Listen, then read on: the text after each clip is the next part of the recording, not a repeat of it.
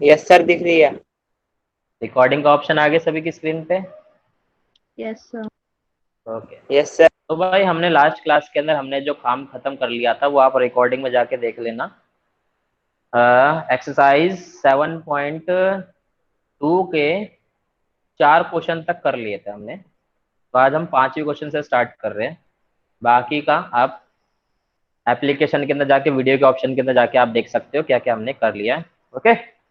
So question number 5 क्या दे रखा है, कुछ इस तरह से दे रखा है, दिख रहा है?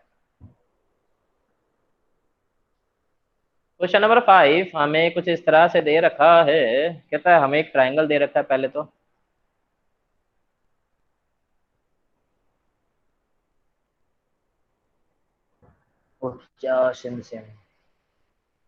इस ट्राइंगल के नीचे 2 लाइनें दे रखी हैं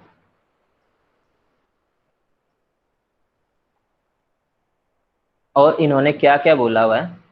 कहता है कुछ इस तरह से बोला है, triangle A B C and triangle D B C are isosceles. Isosceles triangle का मतलब क्या होता है? सर जिनकी जिनकी दो दो साइड साइड इक्वल। इक्वल होती है, ठीक है। सो कहता है ट्राइंगल का नाम ए बी सी और इसको हमने नाम दे दिया डी।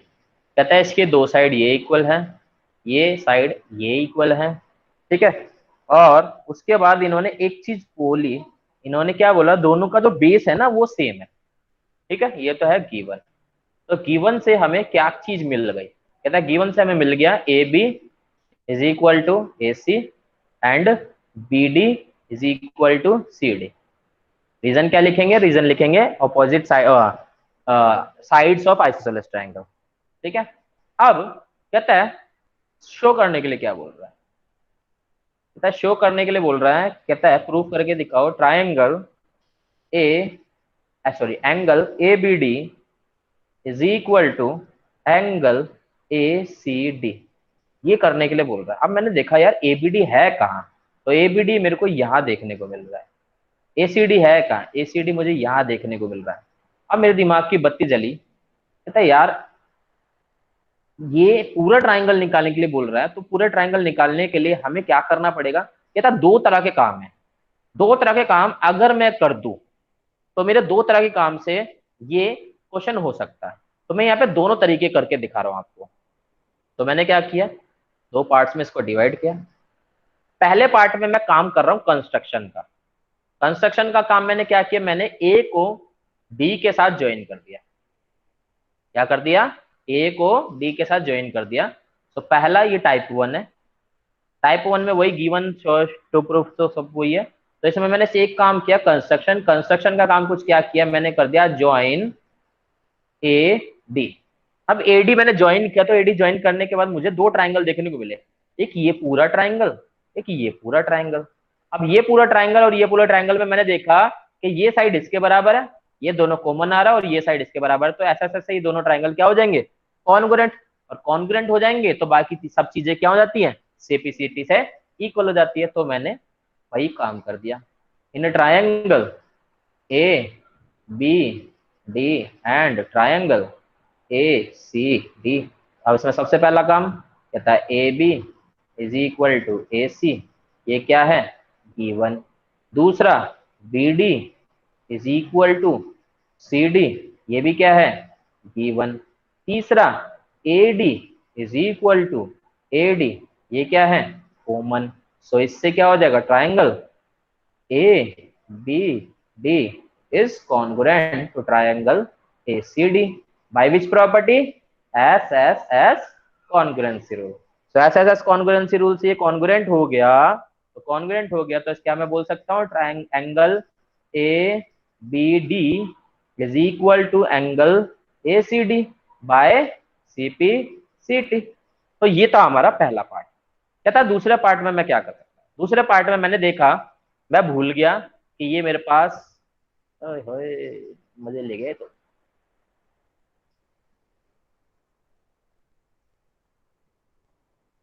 चलो मैं अब मिटो नहीं रहा, इसको ऐसे रहने देता हूं।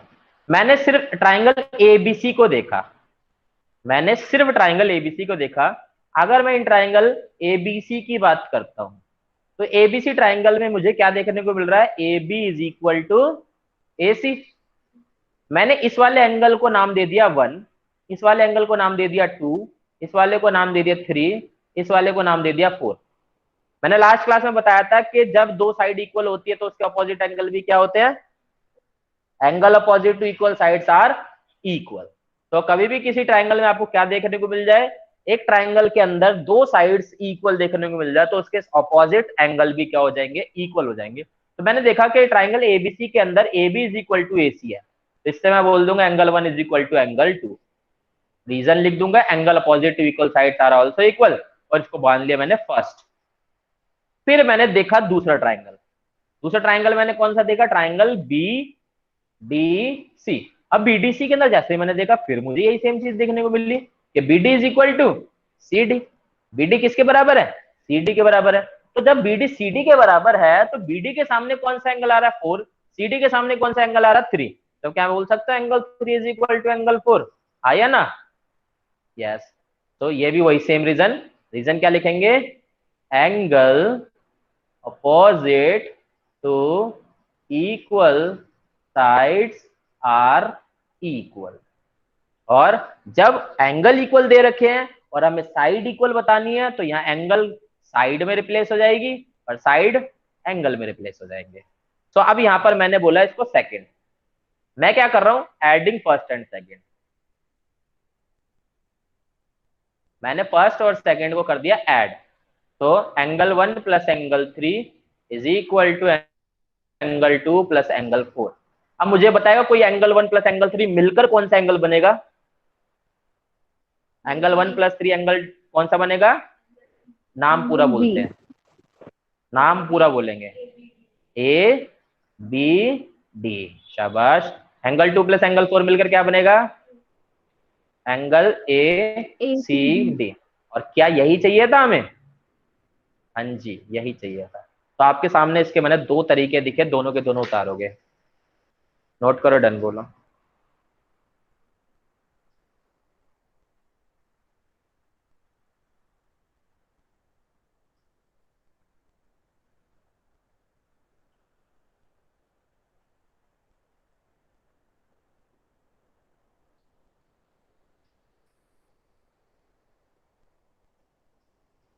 Done sir.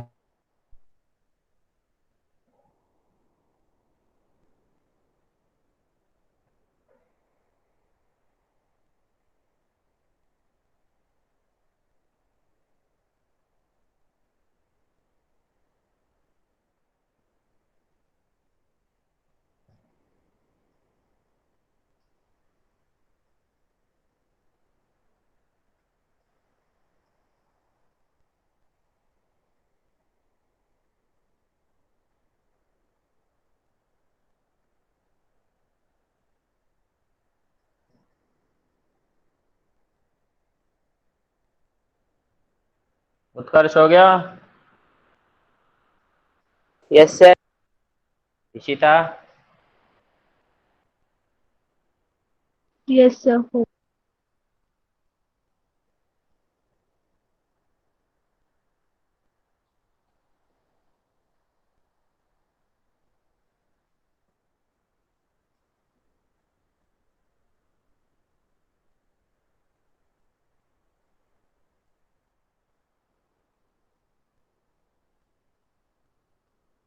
जिसका 5 हो गया वो 6 क्वेश्चन रीड करो।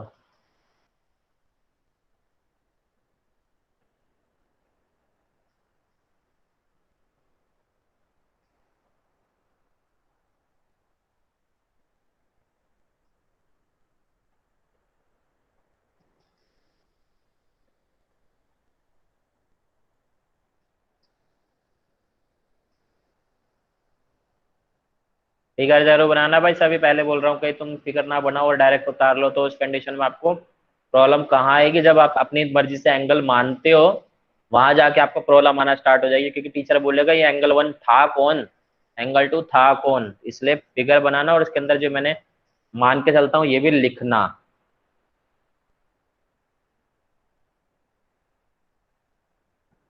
लिखा तो ना एंगल 1 एंगल 2 कौन है, एंगल 3 एंगल 4 कौन है। चलो भाई आगे बढ़ते हैं। क्वेश्चन नंबर 6 रीड करो सभी।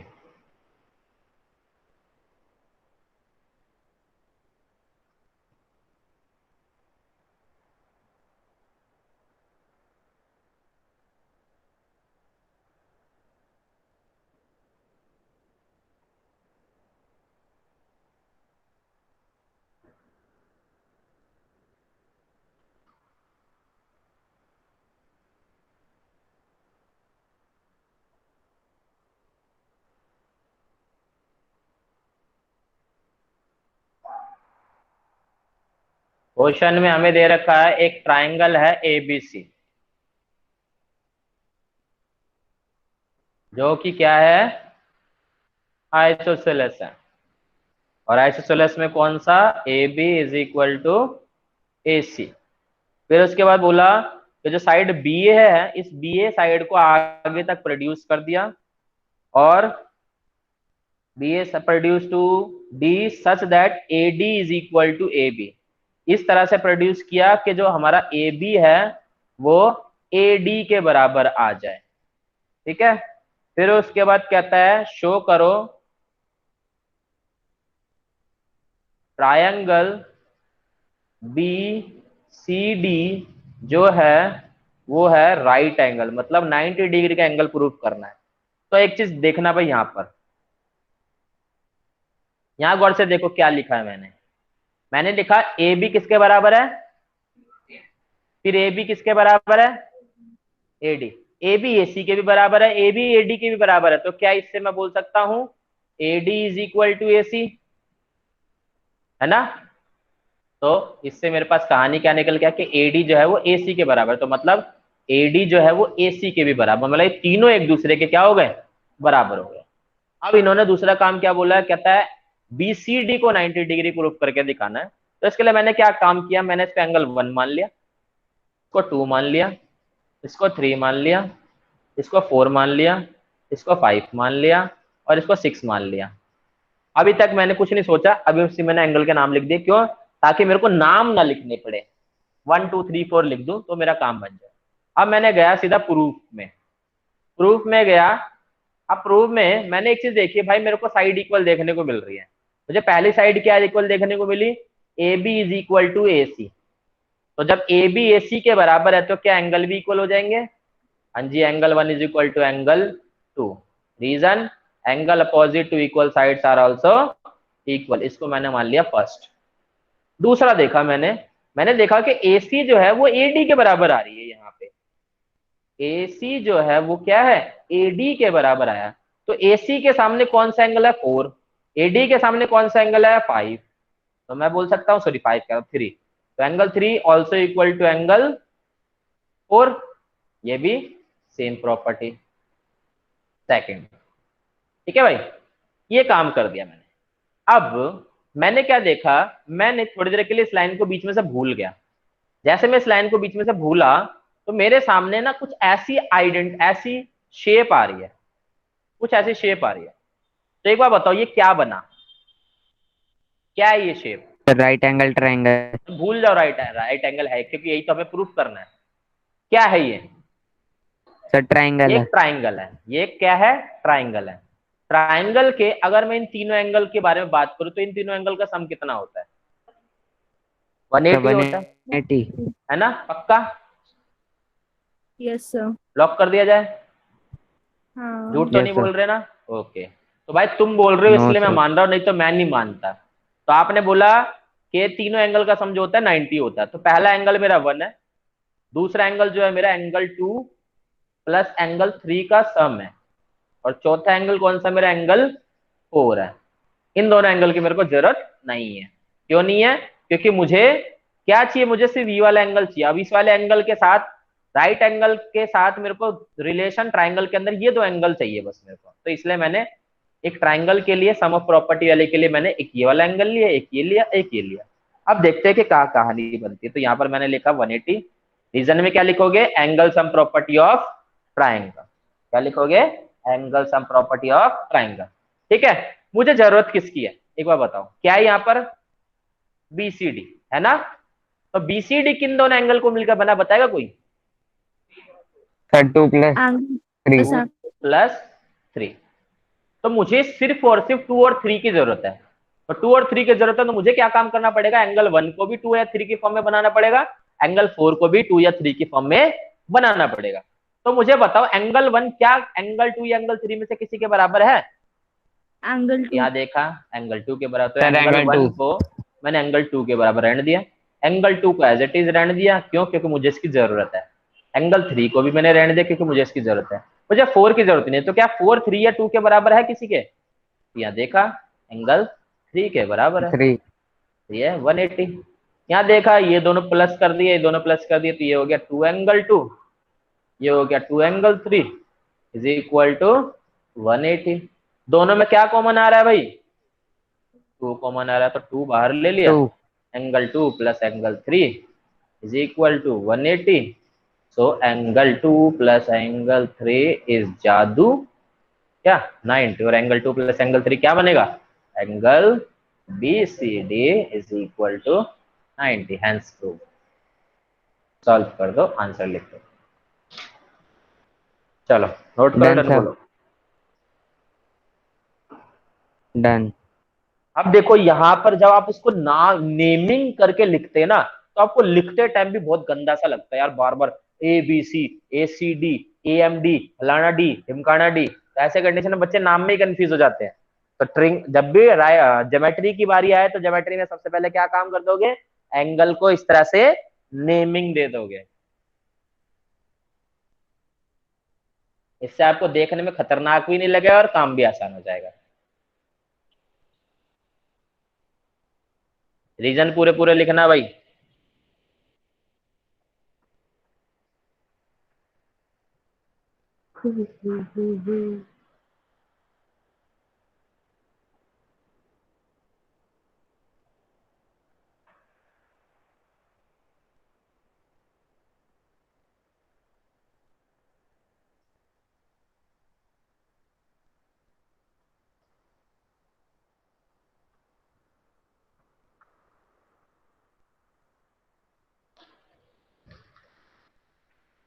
Sir done.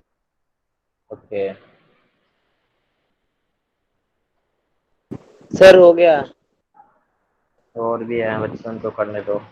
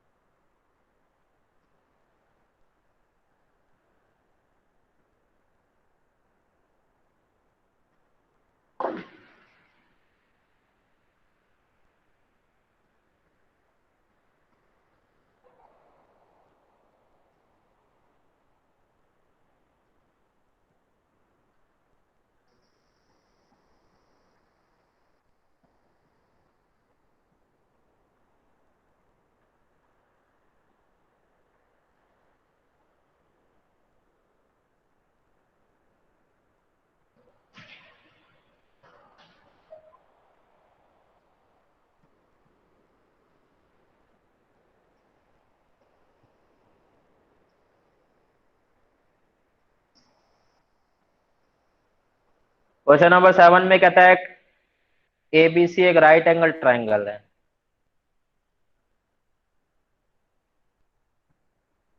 Right angle triangle कुछ इस तरह से है कि AB is equal to AC के बराबर है। राइट एंगल A पे है, तो ये मेरा B हो जाएगा, ये मेरा C हो जाएगा, और इन्होंने बोला AB जो है वो AC के बराबर है। तो क्वेश्चन में सीधा सीधा बोल दिया in triangle ABC angle A is equal to 90 degree, AB is equal to AC। Proof करने के लिए क्या बोल रहा है, कहता फाइंड करो, फाइंड क्या करना है, एंगल B और एंगल C, ये फाइंड करना है। तो भाई इसके लिए हमने देखा कि गिवन क्या है, तो गिवन में मेरी नजर गई सीधा इसके ऊपर, और इसके ऊपर नजर जाती है तो भाई मैंने दिमाग में एक ही चीज बैठा रखी है, साइड इक्वल होगी तो इसके इक्वल में एंगल हो जाएंगे, एंगल इक्वल होंगे तो उसके इक्वल में साइड हो जाएगी। तो ये मेरा एंगल ए था, इसको मैंने 1 माना, इसको मैंने 2 माना और इसको मैंने 3 मान लिया। तो यहाँ पर मैंने लिख दिया एंगल ए दे रखा था, तो एंगल ए को एंगल ए ही रहने दिया क्योंकि नाम ही उसका एंगल ए दे रखा है। ठीक है, और इसको मैंने एंगल 1 मान लिया, इसको एंगल 2 मान लिया। तो A B is equal to A C है, तो A B is equal to A C से मेरा कौन सा एंगल किसके बराबर होगा, बताएगा कोई? A B is equal to A C है तो उससे मेरा कौन सा एंगल किसके बराबर हो सकता है?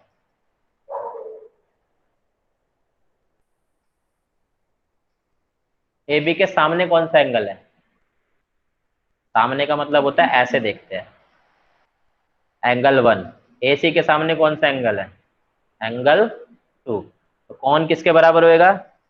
Angle 1 is equal to angle 2। Reason क्या लिखोगे? Angle opposite to equal sides are also equal. अब मेरे पास पता चल गया angle 1 is equal to angle 2 है, लेकिन मुझे, अच्छा एक बार देखो यहाँ पर ना सीधा बी लिखा हुआ, सीधा सी लिखा हुआ है, नाम पहले से छोटे दे रखे, मैं और क्या छोटे करूँ इनको? तो 1 2 नहीं रख रहा मैं, इनको बी और सी ही रहने दे रहा हूँ, ऑलरेडी छोटे नाम दे रखे क्योंकि angle B is equal to angle C, और इसको एंगल ए रहने दे रहा हूँ। अब मेरे को पता चल गया एंगल बी एंगल सी के बराबर है, मुझे एंगल बी की वैल्यू निकालनी है, एंगल सी की वैल्यू निकालनी है, एंगल ए मेरे को दे रखा है, तो मतलब एक तरह से पूरे ट्राइंगल के तीनों एंगल दे दिए। तो भाई ट्राइंगल के तीनों एंगल दे दिए तो मेरे को भाई एक ही चीज दिमाग में आती है कि जब ट्राइंगल के तीनों एंगल की बात हो, तीनों एंगल का सम कितना होता है? 180 होता है। एंगल ए की वैल्यू मेरे पास ऑलरेडी है 90, मुझे पता है एंगल बी एंगल सी के बराबर है, तो एंगल बी को मैंने एज इट इज रहने दिया और एंगल सी को मैंने क्या लिख दिया? एंगल बी लिख दिया, इक्वेशन फर्स्ट। तो यहाँ लिखा इक्वेशन फर्स्ट, तो इससे मैंने सॉल्व किया तो ये 90 वहां जाके क्या हो जाएगा? माइनस, तो 2 angle B is equal to 90, so angle B is what?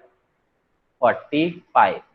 Angle B 45 है, और इक्वेशन फर्स्ट क्या बोलती है? इक्वेशन फर्स्ट बोलती है angle B is equal to angle C होता है, तो एंगल बी 45 है तो एंगल सी भी कितना हो जाएगा? 45। सो it is my final answer. Note करो, डन बोलो। Sir done.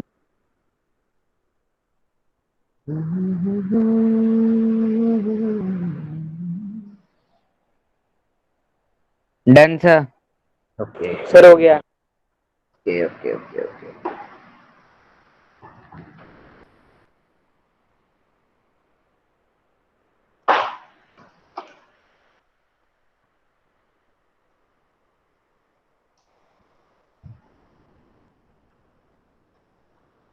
तो इस एक्सरसाइज का लास्ट क्वेश्चन देखते हैं, क्वेश्चन नंबर 8।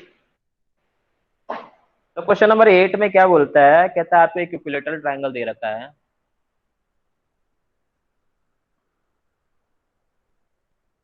इस इक्विलेटरल ट्रायंगल के मैं इसको ए बोल दिया, इसको बी बोल दिया, इसको सी बोल दिया। अब इक्विलेटरल ट्रायंगल का मतलब क्या होता है? जिसकी तीनों साइड से इक्वल होती है। तो A B is equal to A C is equal to B C. तो पहले मैंने क्या किया? पहले 2 पेयर उठाए, फिर अगले 2 पेयर उठाए। अगर मैं बोलूं A B is equal to A C है, तो इसकी हेल्प से कौन कौन से एंगल इक्वल हो जाएंगे? ए बी के सामने कौन सा एंगल आ रहा है? ए बी के सामने कौन सा एंगल है? Angle C. ए सी के सामने कौन सा एंगल है? A C, angle B. तो ये हो गया मेरा फर्स्ट। रीजन क्या लिखेंगे? Angle positive equal sides are also equal. अब मैंने अगले 2 पेयर उठाए, यहाँ पे क्या लिखा है? A C is equal to B C. A C के सामने कौन सा एंगल आ रहा है? Angle B. बी सी के सामने कौन सा एंगल आ रहा है? Angle A. इसमें भी सेम वही प्रॉपर्टी। अब मैंने यहां देखा कि by equation first and equation second मैंने देखा एंगल बी सी के भी बराबर है, एंगल बी ए के भी बराबर है। तो क्या एंगल ए एंगल सी के बराबर होगा? हाँ जी होगा। तो हम यहां लिख देंगे सीधा direct angle A is equal to angle B is equal to angle C. तो थर्ड हो गया। हमें इस क्वेश्चन में सीधा सीधा ये बताने के लिए बोला है कि प्रूफ करके दिखाओ इसके सारे एंगल 60 के हैं, तो मतलब एंगल की वैल्यू निकालनी है। और जब भी एंगल की वैल्यू निकालनी हो और तीनों एंगल्स हमारे पास हो, तो हम सीधा एक ही काम करते हैं, is equal to sum of all angles of a triangle is 180। मुझे पता है कि तीनों एक दूसरे के बराबर है, तो इससे मैं क्या बोल सकता हूं, अगर मैं एंगल ए पहले लिख रहा हूं तो क्या एंगल बी को भी एंगल ए लिख सकता हूं? क्यों? क्योंकि एंगल ए बी के भी बराबर है, एंगल ए एंगल सी के भी बराबर है, तो सी को भी मैंने एंगल ए लिख दिया। यहां लिखेंगे इक्वेशन थर्ड, तो यहां पर क्या हो जाएगा, 3 angle A is equal to 180, so angle A is what, 60, so it is my final answer. क्यों? क्योंकि एंगल ए 60 है, तो इसका मतलब angle A is equal to angle B था, is equal to angle C था, तो सारे एंगल ही क्या हो जाएंगे, 60।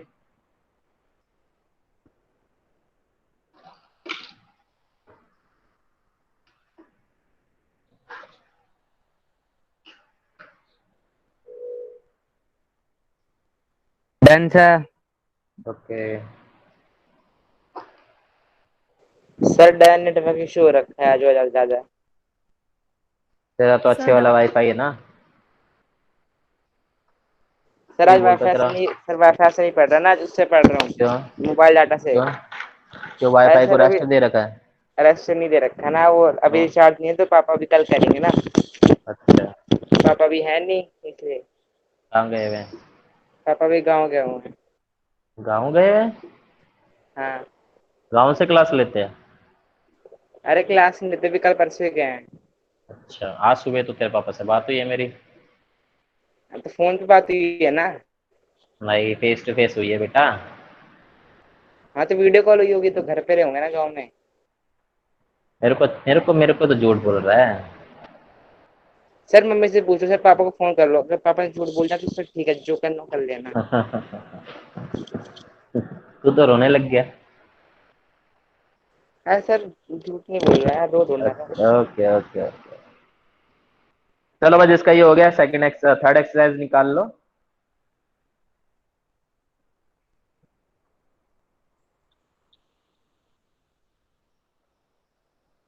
अब हमने फर्स्ट और सेकंड एक्सरसाइज में, कहता है फर्स्ट एक्सरसाइज में हमने कॉन्ग्रुएंसी पे फोकस किया, सेकंड एक्सरसाइज के अंदर हमने कॉन्ग्रुएंसी प्लस दूसरी प्रॉपर्टी करी आइसोसेलेस ट्राइंगल वाली। आइसोसेलेस ट्राइंगल वाली प्रॉपर्टी में क्या देखा, इक्वल साइड के अपोजिट एंगल क्या होते हैं, इक्वल होते हैं।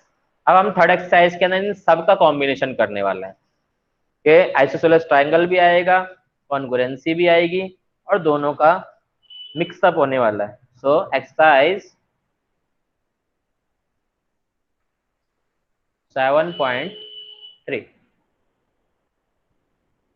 एक्सरसाइज 7.3 क्वेश्चन नंबर फर्स्ट क्या कहता है, कहता है एक ट्राइंगल दे रखा है एबीसी और एक ट्राइंगल दे रखा है डीबीसी, दोनों के दोनों आइसोसेलेस ट्राइंगल और दोनों के दोनों सेम बेस बीसी पे है।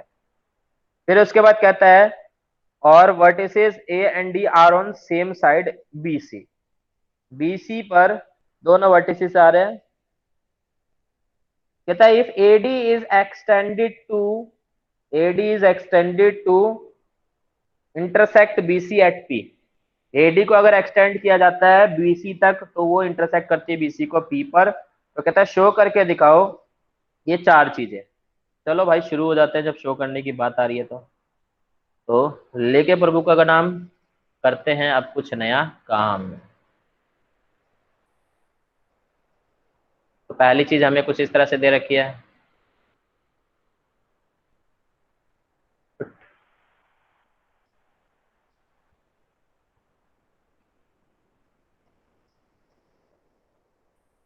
मजा नहीं आया, चल निकले यहाँ से।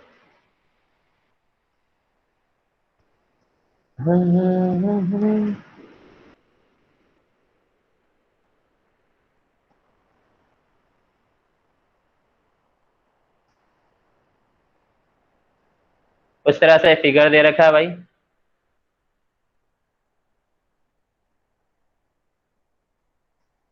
क्या दे रखा है क्वेश्चन में, एक फिगर को पहले ऊपर वाले को हमने मान लिया ए बी सी, और दूसरा अंदर दे रखा है डी, और ये हो गया हमारा पी। ठीक है, गिवन क्या क्या है, गिवन सीधा सीधा है A B C and B C D दोनों के दोनों क्या है, एक आइसोसेलेस ट्राइंगल। तो उस कंडीशन में क्या हो जाएगा, A B is equal to A C हो जाएगा, B D is equal to C D हो जाएगा। इशिता ऐसा क्यों बोला मैंने, क्यों हो जाएगा इक्वल?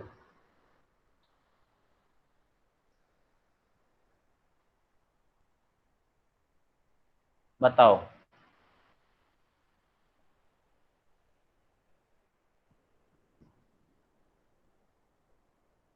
वो यहाँ पे क्या चले गए?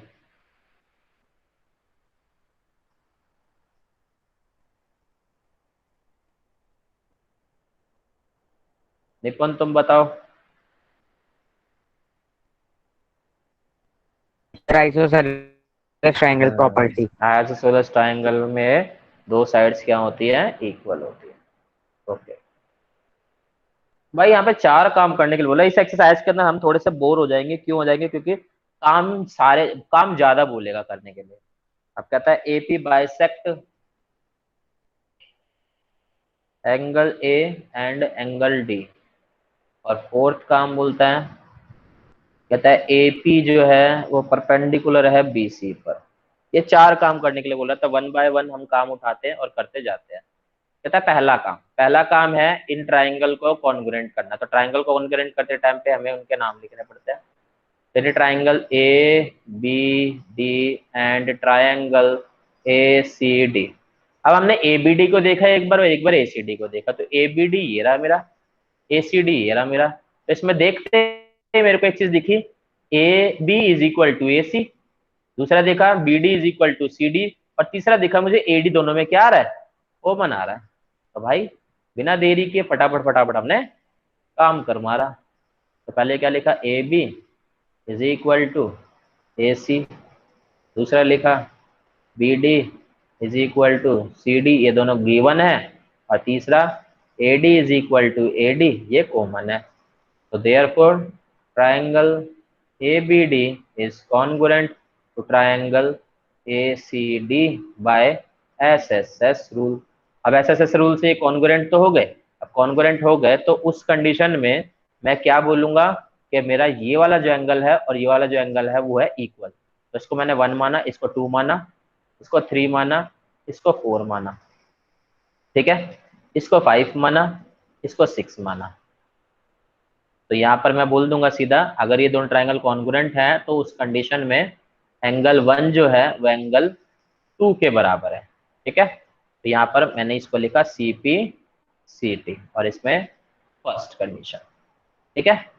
अब एक मिनट, अब दूसरा कौन सा करना है, A B P, A B P, okay, और ए सी पी, ठीक है। अब दूसरा काम हमें करना है, सेकंड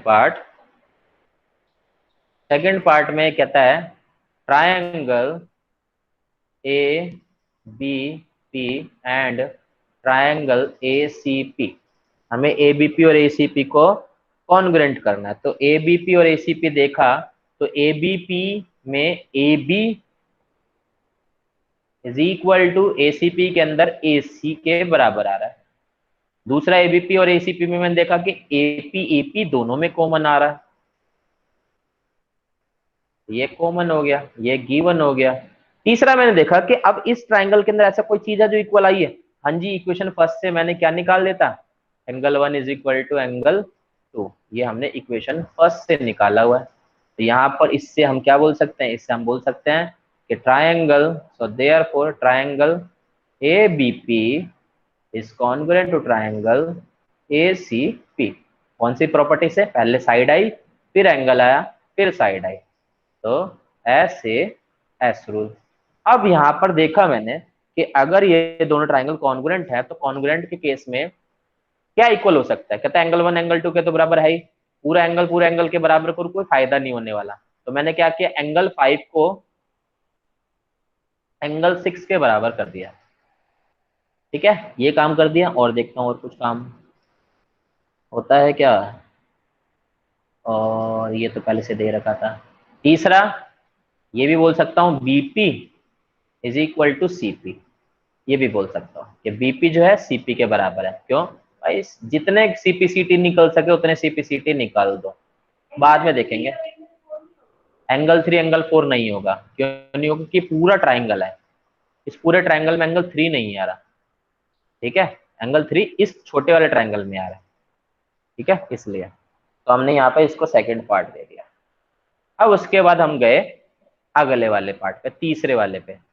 तो तीसरे वाले पे इन्होंने क्या बोला, हमें प्रूफ करके दिखाना है कि जो एपी लाइन है, एपी लाइन ने एंगल 1 को बाइसेक्ट किया और एंगल डी को भी बाइसेक्ट किया। तो बाइसेक्ट का मतलब होता है एंगल ए को दो बराबर भागों में बांटा। तो मतलब इसका क्या होता है, angle 1 is equal to angle 2 है, एक तो ये प्रूफ करना है और दूसरा प्रूफ करना है angle 3 is equal to angle 4। ये दो चीज प्रूफ करनी है। तो कहता है ये तो हम ऑलरेडी प्रूफ कर चुके हैं यहाँ पर।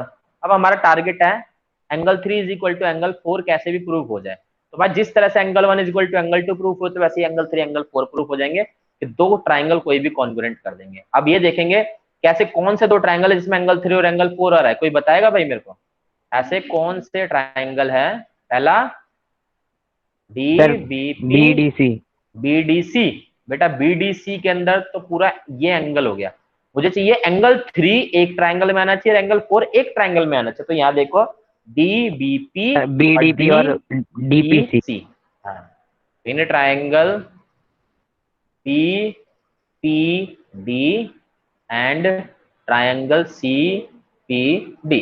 अब इसके अंदर सबसे पहली चीज देखते ही मैंने को देखा कि पहले तो B D is equal to what, B D is equal to C D. ये क्वेश्चन में ही गिवन है ना, B D is equal to C D question में गिवन था। अब दूसरी चीज देखिए कि यहां पर हम सीपी सीटी से BP is equal to CP कर चुके हैं, है ना, BP is equal to CP कर चुके हैं। ये कहां से आया, इक्वेशन सेकंड से। तीसरा मैंने देखा कि इन दोनों में कॉमन क्या आ रहा है, DP is equal to DP, angle की जरूरत ही नहीं पड़ी, ये कॉमन आ गया मेरा। तो किस प्रॉपर्टी से हो गया भाई, S S S congruency rule से। तो triangle BPD is congruent to triangle CPD. तो इससे ये एस एस एस से हो गया।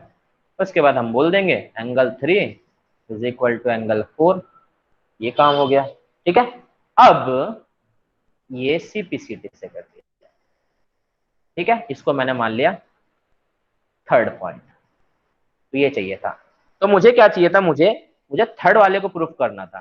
तो लिखेंगे by first and third we can say AP bisects angle A and angle D। ठीक है, इतना नोट कर लो फिर आगे बढ़ेंगे। Done sir. हमारा फोर्थ वाला पॉइंट रह गया। फोर्थ वाले पॉइंट के लिए हमें दो काम करने हैं। कहता है इन्होंने सीधा सीधा बोला था कि AP जो है वो BC का परपेंडिकुलर बाइसेक्टर होना चाहिए। तो फोर्थ का मतलब क्या है कि इक्वल पार्ट्स में भी डिवाइड करना चाहिए और दूसरा एंगल भी इक्वल होना चाहिए और 90 डिग्री के बराबर होना चाहिए। तो इसको भी पकड़ते हैं, इसकी बुद्धि, और चेक करते हैं इसको भी। तो आई होप इसका फर्स्ट पार्ट आपने सभी ने उतार लिया होगा, तो इसको मैं रब कर रहा हूं।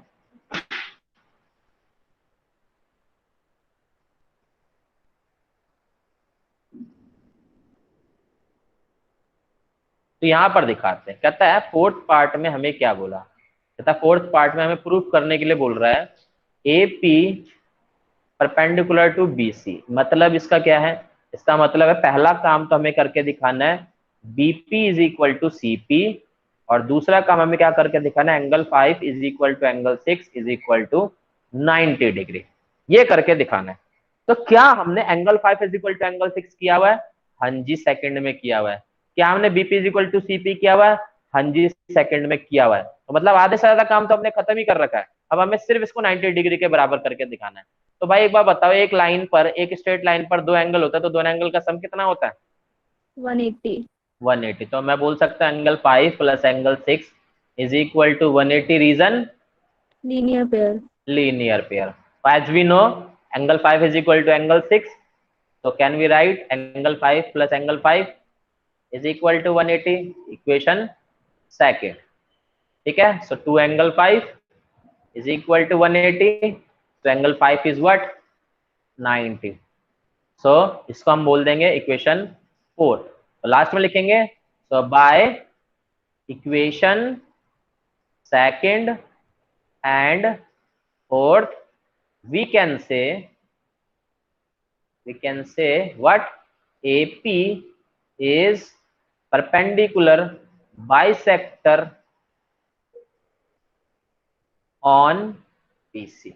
So it is my final answer.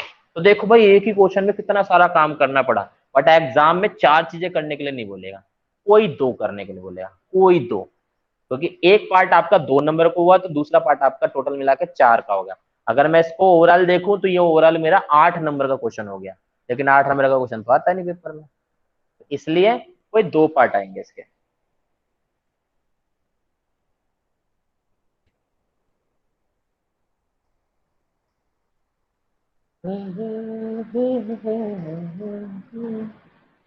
Sir, done.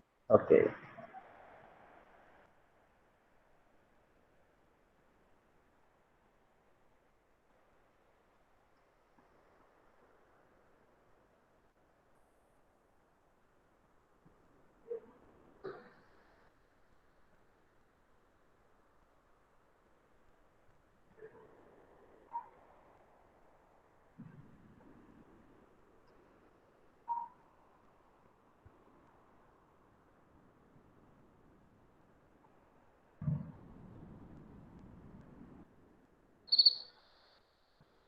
Sir done. Okay.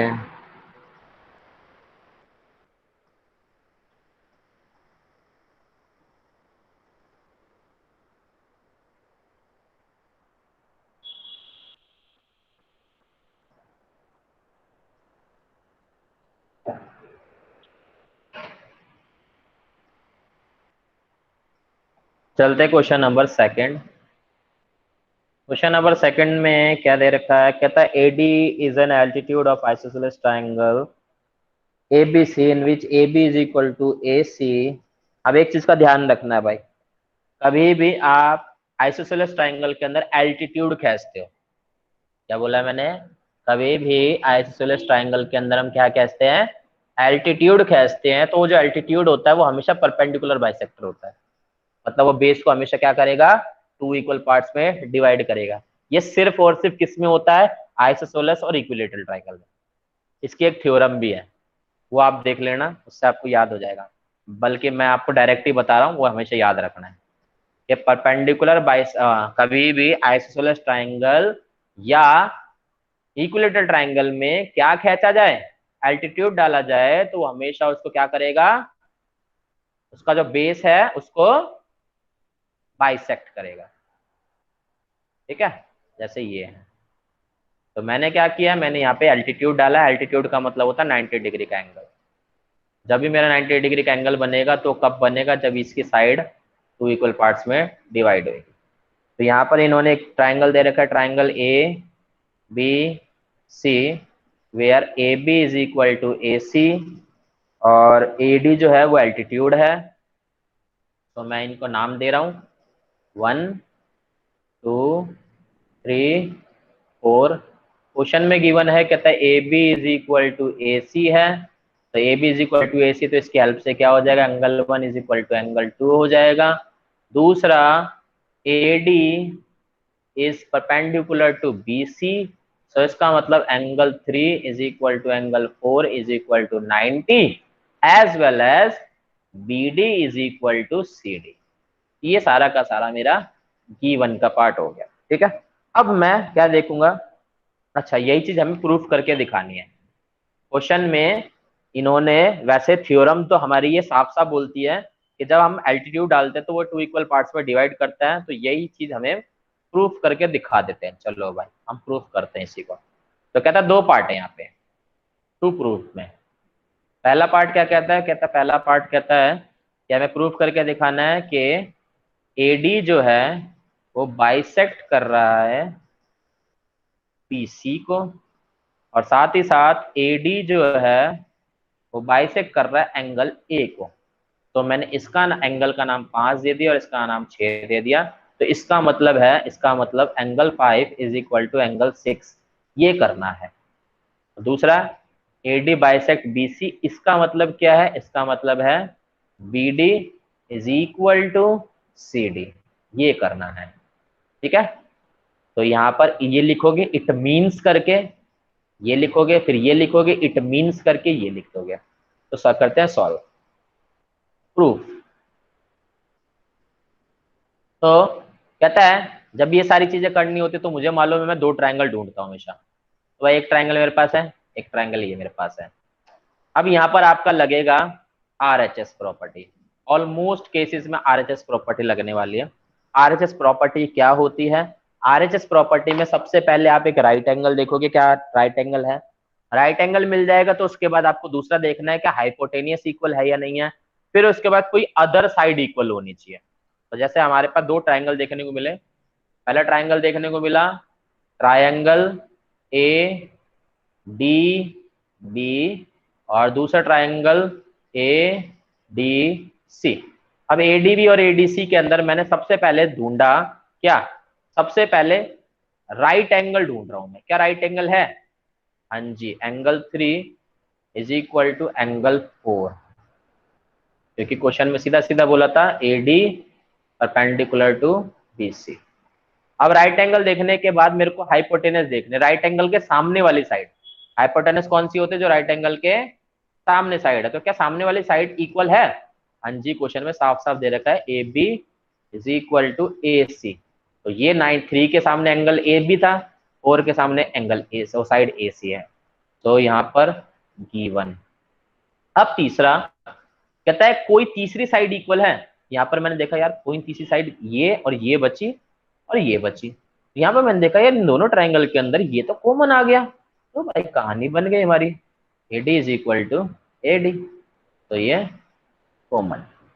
तो हमारे सीधा सीधा बोल देंगे, तो triangle ADB is congruent to triangle ADC by RHS rule. RHS rule से कॉन्ग्रुएंट हो गया, तो कॉन्ग्रुएंट हो गया तो हम सीधा बोल देंगे कि क्या क्या चीजें इक्वल हो सकती है। कहता है BD is equal to CD और angle 5 is equal to angle 6, और दोनों के दोनों CPCT। तो नोट करो, डन बोलो। तो यही दो चीजें हमें करनी थी, क्योंकि हमने स्टार्टिंग में यही चीज देखी थी कि यही करना है। Sir done. ओके, तो आज का लास्ट क्वेश्चन करेंगे अब हम।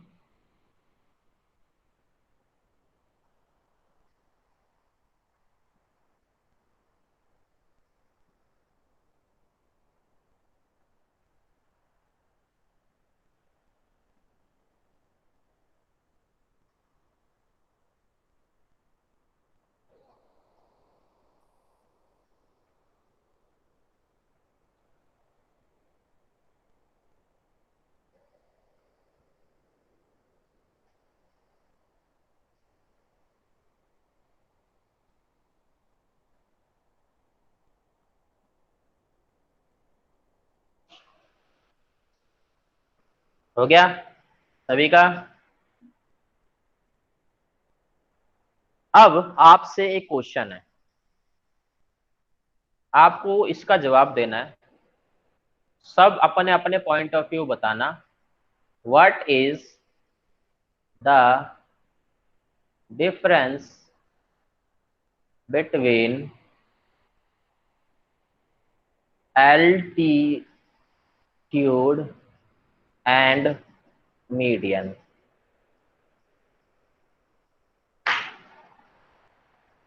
अपने अपने अकॉर्डिंग सब बताओ। एल्टीट्यूड और मीडियन में क्या डिफरेंस होता है?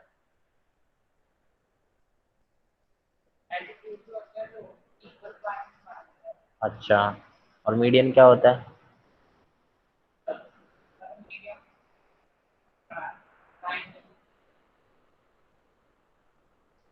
एल्टीट्यूड और मीडियन में डिफरेंस क्या है?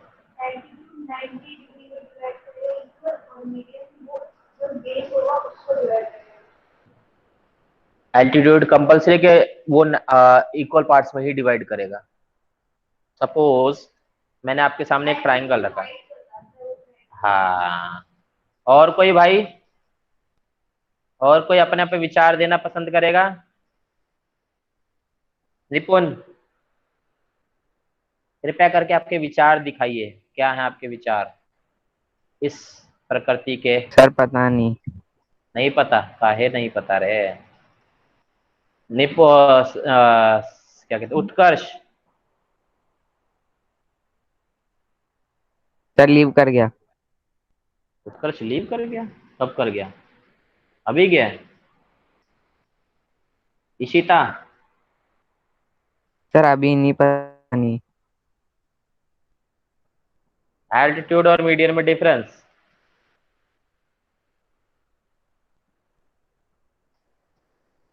जल्दी बोलो बेटा, जल्दी।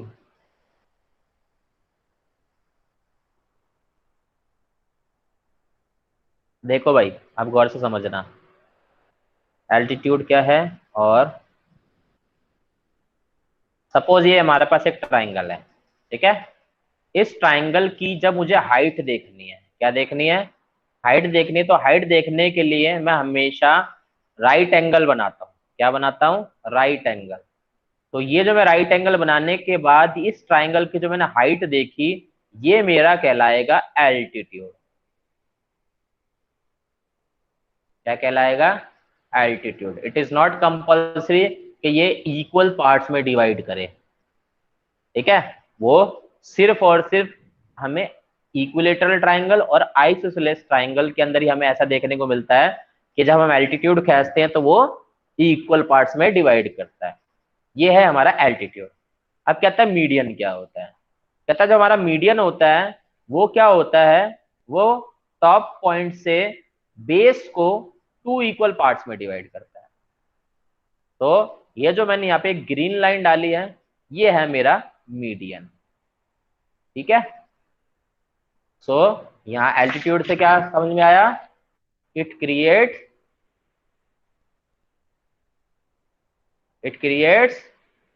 Angle, sorry, it creates right angle on the base and show the height of triangle. ये नोट कर लेना भाई। और मीडियन के केस के अंदर कहता है it divides the base in two equal parts. बस, ये है इनके डिफरेंस।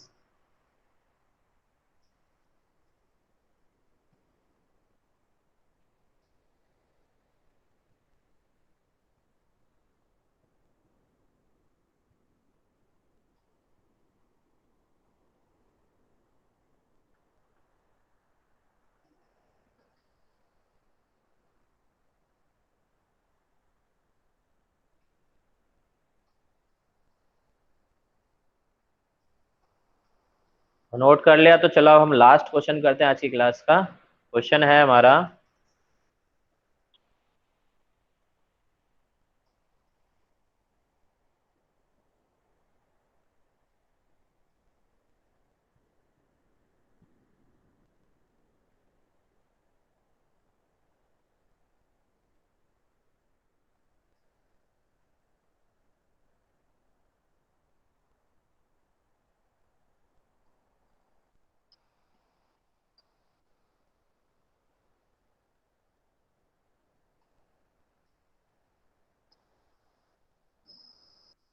दोनों में तेरे को डिफरेंस क्या समझ में आएगा? दोनों तो सेम फिगर बना रहे, तो ना डिफरेंस कैसे पता चलेगा? एक ही फिगर में बना दोनों चीज।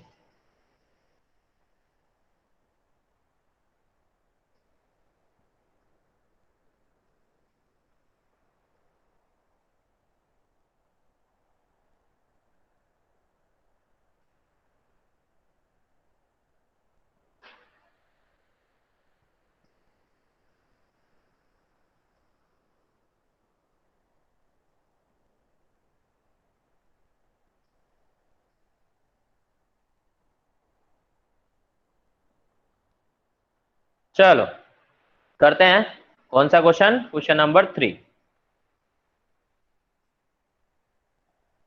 तो क्वेश्चन नंबर 3 में कहता है two sides A B and B C and median A M of triangle A B C respectively equal to P Q and Q R of median dash and dash. ठीक है, okay. तो हमने क्या किया भाई, एक ट्राइंगल ले लिया।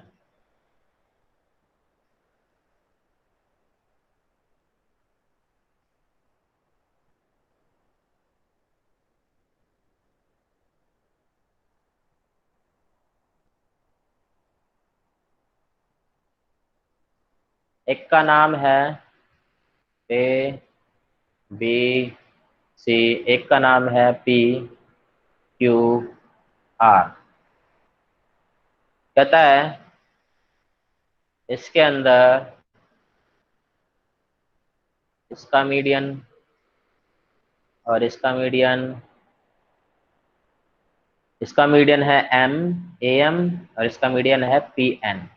तो क्वेश्चन के अकॉर्डिंग इन्होंने क्या क्या बोला, क्वेश्चन के अकॉर्डिंग इन्होंने बोला कि जो ए बी है वो पी क्यू के बराबर है, बी सी जो है वो क्यू आर के बराबर है, और ए एम जो है वो पी एन के बराबर है। तो गिवन लिख दो भाई, A B is equal to P Q, दूसरा B C is equal to Q R, तीसरा A M is equal to P N. ये तीन चीजें हमें क्वेश्चन में गिवन है। ठीक है, अब इन्होंने क्या बोला कि शो करना है। क्या शो करना है? पहला काम शो दैट में पहला काम है, कहता है triangle A B M is congruent to triangle P Q N करना है। और दूसरा काम क्या करना है? दूसरा काम कहता है triangle A B C is congruent to triangle P Q R करना है। ठीक है, ये काम करना है।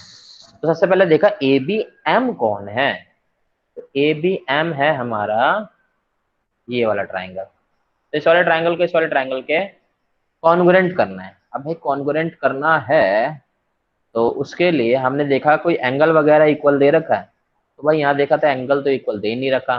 तो सबसे पहले देखा कि नाम लिखते हैं, उसके बाद ढूंढेंगे कि क्या क्या बराबर है क्या क्या नहीं है। तो हमने लिखा triangle A B M and triangle P Q N. अब ए बी एम के अंदर देखा मैंने ए बी जो था वो पी क्यू के बराबर दे रखा था, तो चल पहली कहानी तो यहाँ पर से मिल गई, A B is equal to P Q. दूसरा ए बी एम ट्राइंगल के अंदर ए एम भी आ रहा था, तो ए एम पी एन के बराबर दे रखा था। तो चलो दूसरी भी चीज मिल गई भाई, A M is equal to P N. कहता अब तीसरी चीज नहीं मिल रही, लेकिन तीसरी चीज मैंने यहाँ देखा कि तीसरी चीज कुछ ये दे रखी थी, ये दे रखी थी। तो मैंने इसको उठाया और उठाने के बाद मैंने इससे पूछा भाई क्या तू मुझे बीएम दे सकता है? तो हाँ, इसने बहुत खुशी से बोला हाँ क्यों नहीं। तो बीएम कैसे निकलेगा भाई बीसी के अंदर से? कहता है बीसी में से बीएम निकलेगा कि अगर मैं बीसी को टुकड़ों में डिवाइड कर दूं, तो बीसी किन दो चीजों को मिलकर बना? कहता है बीएम प्लस सीएम को मिलकर बना। ठीक है, और क्यू आर किसको मिलकर बना? कहता है क्यू आर बना Q N plus R N को या एन आर को मिलकर बना। ठीक है, अब मुझे एक चीज मालूम है कि ए एम और जो पी एन है वो मीडियन है, और अभी अभी मैंने आपको एक चीज बताई थी कि मीडियन जो होता है वो क्या करता है, वो बेस को टू इक्वल पार्ट्स में डिवाइड करता है। तो क्या मैं यहां पर लिख सकता हूं सीएम बीएम के बराबर होता है? आया ना? तो सीएम की जगह मैंने बीएम लिख दिया। Yes, similarly Q N N R को भी मैंने क्या लिख दिया? क्यू एन लिख दिया, और रीजन लिखा median bisect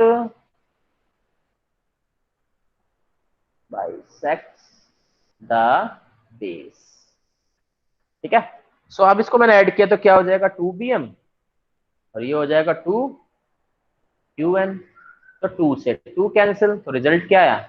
bm is equal to qn। तो भाई मुझे तीसरी चीज मिल गई।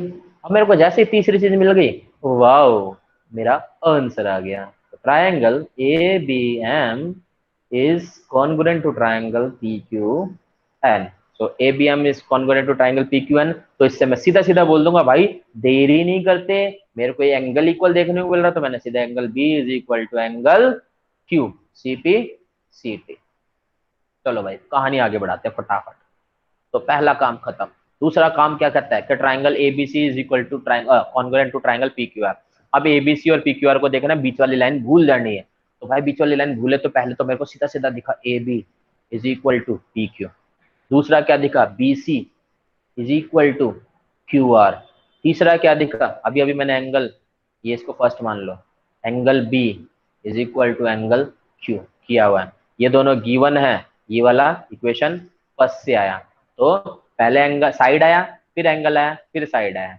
तो इससे हमारा क्या बोल सकते हो, therefore triangle A B C is congruent to triangle P Q R by S A S congruency rule. So आज की क्लास यहीं पे समाप्त। नोट करो, डन बोलो। डन था। Sir, done. ओके, अभी लीव नहीं करना जब तक मैं कुछ बोलूँ ना।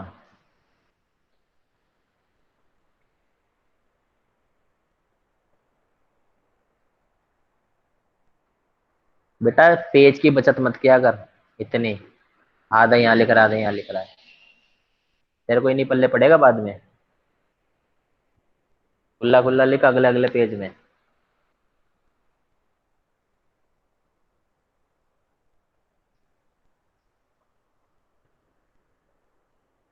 हो गया।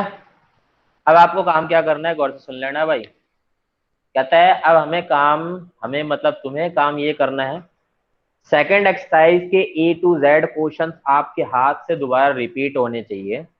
और इस एक्सरसाइज के कितने क्वेश्चन कराए मैंने, 3 क्वेश्चन। सबसे पहले समझोगे और उसके बाद जब आप प्रैक्टिस करोगे एक बार भी हेल्प नहीं लोगे। क्या बोला मैंने, एक बार भी हेल्प नहीं लोगे आंसर के किस तरह से सॉल्व किया था कैसे नहीं।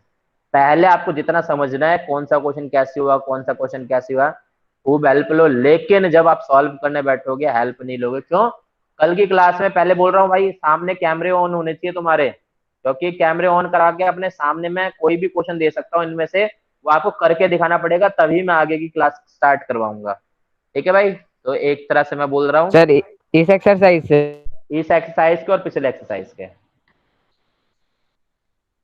4 से सर लेके मतलब तो, सारी तीनों एक्सरसाइज। नहीं नहीं 7.2 और 7.3 ओनली। ठीक है, ओके सर। तो चलो आज के लिए इतना ही, कल मिलते हैं, मतलब नेक्स्ट